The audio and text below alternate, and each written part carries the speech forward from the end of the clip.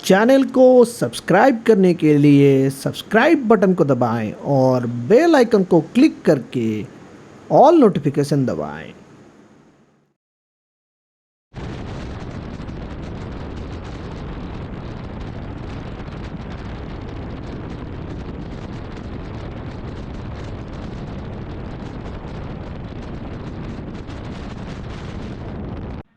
दोस्तों नमस्कार, मैं गुरुदत्त। आज की इस एपिसोड में आप लोगों के लिए लाया हूँ बेलघर, जो कि कंधमाल डिस्ट्रिक्ट में है। आप ये बेलघर और वेस्ट बंगाल का जो बेलघर है उसके साथ कंफ्यूज मत होइएगा। ये बेलघर जो है दोस्तों, ये अपने नेचुरल हैबिटेट और कुटिया कंधों के लिए फेमस है दोस्तों। कुटिया कंधों एक देश की आदिवासी जनजाति है जो सिर्फ 8,000 की तादाद में ही बचे हैं दोस्तों। ये उड़ीसा के कंधमाल और कलाहांडी डिस्ट्रिक्ट में पाए जाते हैं। नॉर्मली जो कंधमाल डिस्ट्रिक्ट है ये कंधो ट्राइब के ऊपर बना हुआ है दोस्तों। 3 टाइप के कंधो होते हैं जो पहाड़ के सबसे ऊपर रहते हैं, यानी कि टॉप में, उनको बोला जाता है कुटिया कंधो। जो पहाड़ के बीच में और झरनाओं के पास रहते हैं, वाटरफॉल्स के पास या स्ट्रीम्स के पास, उन लोगों को बोला जाता है डोंगरिया कंधो। वैसे ही जो प्लेन्स में रहते हैं, यानी कि पहाड़ के नीचे रहते हैं दोस्तों, उन लोगों को बोलते हैं देसिया कंधो। तो कुटिया कंधो इतने फेमस क्यों है, जिसके लिए ये जगह इतना फेमस हुआ है? सबसे बड़ी बात है, कुटिया कंधो जो है उनका लाइफस्टाइल बहुत ही अनोखा और एथनिक होता है दोस्तों। वो सबसे पुराने जो यहाँ के रहने वालों में से हैं। इनकी भाषा जो है वो कुई भाषा भी कहा जाता है। और ये भाषा जो है कहीं पे भी इसका कोई डॉक्यूमेंटेशन प्रॉपर आज तक नहीं बना है। तो ये भाषा अपने आप में एक अनोखा और अपने आप में एक यूनिक जिसे कहा जा सकता है, उस तरीके की भाषा है दोस्तों। तो बेलघर अगर आ रहे हैं आप दोस्तों, तो आप दारिंगबाड़ी से या कंधमाल से या फुलवानी से भी आ सकते हैं। फुलवानी से या दारिंगबाड़ी से आपको यहाँ तक टैक्सी मिल जाएगी। वैसे कुटिया कंधों का रहने का जो स्टाइल है दोस्तों, वो काफ़ी अनोखा है। उन लोगों का जो घर होता है, एक गली में जितने भी घर होते हैं सारे के छत जो होते हैं एक साथ ही होता है दोस्तों। हालांकि बीच में पार्टीशन जरूर होता है। कुटिया कंधों का जो यूथ है, जब तक शादी नहीं होता है वो डॉर्मिटरी में रहता है दोस्तों। उन लोगों को गांव को एक डॉर्मिटरी में रखा जाता है। ये ट्रेडिशन धीरे धीरे खत्म हो रहा है, लेकिन इसके साथ साथ इनका एक जो एथेंसिटी है वो भी खत्म होते जा रहा है, लेकिन ये इनका पुराना रिवाज है। कुटिया कंधो जो होते हैं दोस्तों, ये नॉर्मली नेचर के उपासक होते हैं। ये किसी स्पेशल गॉड को नहीं मानते हैं, ये सिर्फ अपने जो नेचर प्रकृति है उसको पूजा करते हैं। अगर कल्टीवेशन या एग्रीकल्चर की बात की जाए दोस्तों, कुटिया कंधो जो होते हैं साधारण रूप से शिफ्टिंग कल्टीवेशन का यूज़ करते हैं। शिफ्टिंग कल्टीवेशन में एक ज़मीन को यूज़ करने के बाद उसमें और खेतीबाड़ी नहीं किया जाता है, उसको कुछ दिन के लिए छोड़ दिया जाता है और फिर से वहाँ पे जो उठे हुए पेड़ पौधों को जलाकर फिर से वहाँ पे कुछ दिन बाद फिर से जो है कल्टीवेशन किया जाता है दोस्तों। तो इस तरीके की कुछ चीज़ें हैं यहाँ पे बेलघर में जो देखने लायक है। लेकिन सबसे जो अनोखा चीज़ है बेलघर में दोस्तों, वो है इन लोगों का घर, इन लोगों का रहने का स्टाइल। और यहाँ पे जो आपको ऑर्गेनिक फूड्स मिलेगा दोस्तों, ये आपको कहीं नहीं मिलेगा। लेकिन सबसे अनोखी बात ये है दोस्तों कि उड़ीसा या इंडिया में इतना बड़ा सिल्वर का खादान कहीं पे नहीं है, यानी कि सिल्वर का माइनिंग जो है, माइंस नहीं है दोस्तों। लेकिन कुटिया कंधो जो है वो बहुत ही सालों से जो है सिल्वर के ऑर्नामेंट्स पहनते आ रहे हैं। आप लोग देख सकते हैं कि कुटिया कंधो जो होते हैं उनका जो नॉर्मल ऑर्नामेंट्स होता है या जेवर होता है, ज्वेलरी वगैरह जो है, वो सिल्वर के मेड होते हैं। ये बहुत ही क्वेश्चनेबल चीज़ है और बहुत ही मिस्टीरियस चीज़ है कि इन लोगों के पास सिल्वर के ज्वेलरी कहाँ से आए, जबकि सिल्वर भारत में माइनिंग ही नहीं होता है दोस्तों। तो ये कहीं ना कहीं अनोखा है कि इन लोगों का जो कनेक्शन है, जो उड़ीसा का प्रीवियसली ट्रेडिंग के साथ कहा जाता है, मैरीटाइम ट्रेड के साथ, कहीं ना कहीं वो कनेक्शन है। और उसके पीछे सबसे बड़ी चीज़ है, जंगल में जो पैदा होती है, जो जिस टाइप की जो एग्रीकल्चरल और फॉरेस्ट प्रोडक्ट्स होती हैं, उसको ट्रेड करके ये कहीं ना कहीं अपना जो है रोज़गार और गुजारा मिटाते थे दोस्तों। तो इसी के वजह से यहाँ पे ये सिल्वर ऑर्नामेंट्स वगैरह ट्रेडिंग में आए होंगे, जिसका अनुमान ही लगाया जा सकता है। लेकिन इसके ऊपर रिसर्च एंड डेवलपमेंट अभी भी चल रहा है दोस्तों।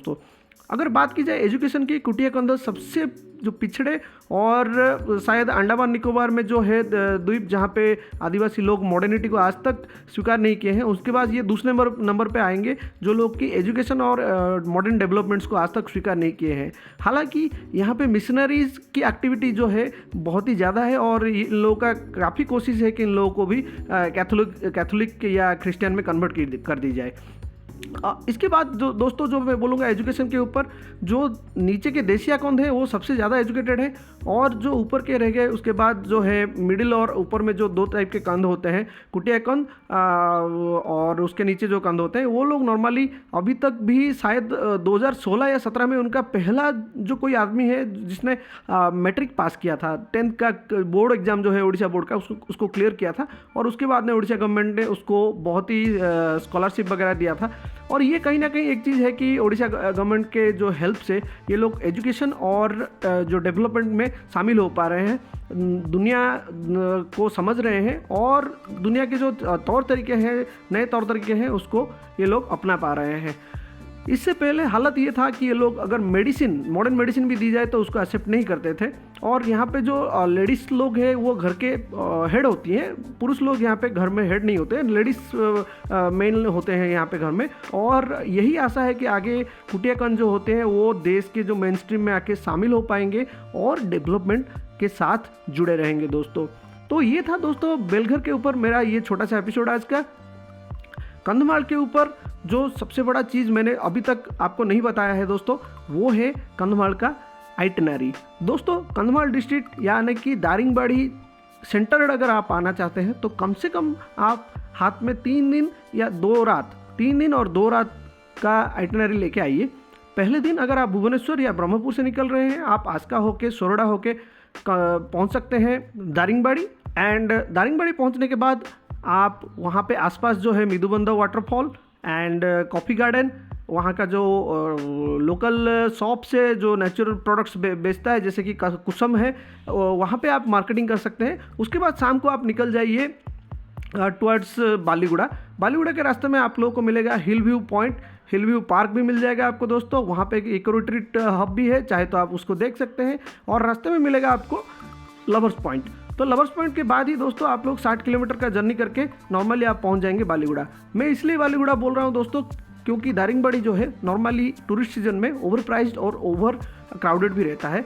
तो इसीलिए आप अगर बालीगुड़ा या तुमड़ीबंधा या फुलवानी जाते हैं जहाँ पे कि होटल और लॉजेस पहले से ही अवेलेबल है, क्योंकि यहाँ पे जो है बहुत पहले से ही लोग जो है रहते आ रहे हैं, यहाँ पे सिविलाइजेशन पहले से ही है एंड यहाँ पे मार्केट भी बहुत बड़ा है। तो लॉजेस एंड जो होटल्स वगैरह है फुलवानी और बालीगुड़ा जैसी जगह पे बहुत ही ज़्यादा है एंड सस्ती भी है दोस्तों। अगर ठंड की बात की जाए तो दारिंगबाड़ी नॉर्मली 5 से 7 डिग्री तक रहता है पूरे विंटर में। हालांकि कई सालों से ये देखा जा रहा है कि दारिंगबाड़ी से ठंडा फुलवानी या फिर कोरापुट डिस्ट्रिक्ट का जो सुनावेड़ा एरिया है और देवमाली है वो रहता है दोस्तों। तो अगर सिर्फ आप ठंड के लिए आ रहे हैं तो एक चीज़ आप लोगों को जान लेना चाहिए, ये ओडिशा का सबसे ठंडा प्लेस तो नहीं है। हालांकि इसको ओडिशा का कश्मीर ज़रूर कहा जाता है क्योंकि जो नेचुरल हैबिटेट ये प्रोवाइड करता है और जो पेड़ पौधे यहाँ पे उगते हैं वो कहीं ना कहीं कश्मीर के साथ सिमिलरिटी रखते हैं। और स्नोफॉल की अगर बात की जाए दोस्तों, हालांकि हमने तो कभी एक्सपीरियंस नहीं किया है स्नोफॉल, लेकिन यहाँ का लोगों का कहना है कि रात में यहाँ पे स्नो गिरता है जब भी टेम्परेचर 3 डिग्री या उससे नीचे चला जाता है दोस्तों। तो ये चीज़ है, आप एक बार पहले ही दिन जाके पहुंच गए बालीगुड़ा, वहाँ पे नाइट स्टे कीजिए। वहाँ पे अच्छे अच्छे होटल्स है एंड कुछ होटल्स के जो डिटेल्स है हम लोग वीडियो के डिस्क्रिप्शन में आप लोगों को दे रहे हैं और आप चाहे तो अपने हिसाब से पहले से ही बुक करके जाइएगा दोस्तों। होटल जो है बजट होटल से लेके इकोनॉमी तक ठीक है और मिडिल लेवल तक ठीक है। स्टार होटल्स यहाँ पे है नहीं दोस्तों और एक्सपेक्ट भी मत कीजिए। अगर आप इको रिट्रीट में रहना चाहते हैं तो गवर्नमेंट ऑफ ओडिशा का जो ओडिशा टूरिज्म का वेबसाइट है वहाँ से आप इसको बुक कर सकते हैं। लेकिन हालांकि जो 5 स्टार का फैसिलिटी वहाँ पे मिलता है उसके हिसाब से जो प्राइस भी लिया जाता है वो भी 5 स्टार होटल के जैसे एक्सपेंसिव है दोस्तों। लेकिन आई थिंक वहाँ पे मज़ा ज़्यादा ही आएगा क्योंकि वहाँ पे उस टाइप का क्राउड मिलेगा जो आपके साथ आइटरेट करेगा और एंजॉय करने के लिए आया होगा दोस्तों। तो एक और चीज़ यहाँ पे आप लोगों को बोलना चाहता हूँ, कंधमाल डिस्ट्रिक्ट अगर आ रहे हैं दोस्तों तो यहाँ से नेचुरल जो एक्सट्रैक्ट है उसको लेना मत भूलिएगा। तो अभी आते हैं डे 2 पे। अगर आप दूसरे दिन सुबह उठते हैं तो आप पाइएगा कि सुबह 8 बजे तक या 9 बजे तक कम से कम यहाँ पे घना कोहरा छाया होता है, तो इसमें ड्राइविंग करना मुश्किल है। तो सुबह आप जो है 6 बजे उठ जाइए और यहाँ पे थोड़ा मॉर्निंग वॉक लीजिए और यहाँ का चाय ज़रूर पीजिएगा दोस्तों। यहाँ का जो चारकोल का स्टोव का चाय है वो बहुत ही अनोखा और बहुत ही टेस्टी लगा मुझे। और उसके बाद जो है आप होटल्स में नाश्ता करके 9 बजे तक आप निकल सकते हैं। लुदु वाटरफॉल के लिए। तो लुदु वाटरफॉल जो है वो तुमड़ीबंद होकर आपको जाना पड़ेगा बालीगुड़ा से, या कंधमाल से भी जाते हैं तो उसके लिए अलग सा भी रास्ता है। अराउंड 137 किलोमीटर फ्रॉम जो है आपका दारिंगबाड़ी से है एंड 65 किलोमीटर फ्रॉम बालीगुड़ा है दोस्तों। तो तुमड़ीबंद जाते जाते रास्ते में आप जलेसपटा भी जा सकते हैं, जहाँ पे कि जलेश्वर महादेव है, जिसका वीडियो मैंने पहले से ही डाल रखा है, आप डिस्क्रिप्शन में चेक कर सकते हैं।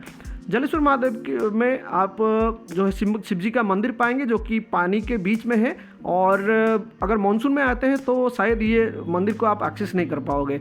यहाँ पे देखने के बाद आप सीधा चलिए लुदु, और जाते जाते रास्ते में कोतगढ़ जो आएगा, कोतगढ़ के शहर में आप किसी को भी खाना है वहाँ से आप पैक करवा लीजिए या खाना ऑर्डर देके चले जाइए।